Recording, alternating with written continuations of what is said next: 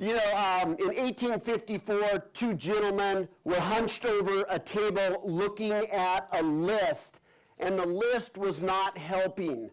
It was Dr. John Snow and a priest, a local priest named Henry Whitehouse. They were looking at this list of names of people dying of cholera, and it was not helping them determine how the disease was spreading, where it was coming from, or how to stop it, at least until that night.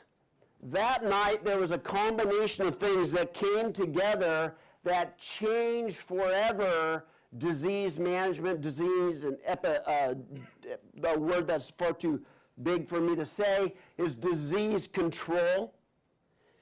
And that was, they were able to, for the first time, as Dr. John Snow had the list of the people that were dying, but he didn't know time or location. He didn't know context. And until the local priest could sit down with him that night and go through the list and said, yes, I know each of those people, I know where they live, and I know who in the house got sick first. Time and location.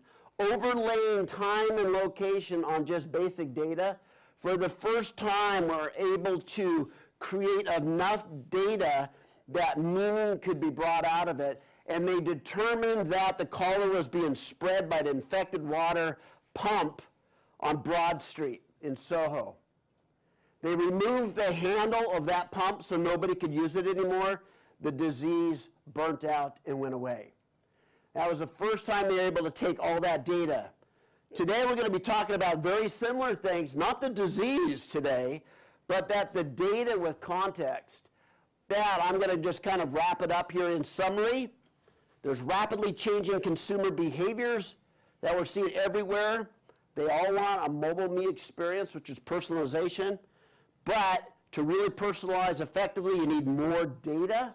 So you need to be more purposeful in collecting data with the consent of your users. So you need a mobile me data partnership. You need to have in place a 3D me data strategies where you're collecting the digital, physical, and personal information.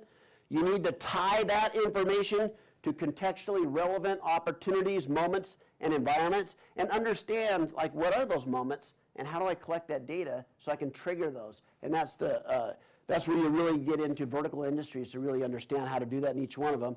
Because once those things are in place, the opportunity to sell to markets of one give you a huge position of information dominance over anybody that's yet to be able to achieve that level of information management.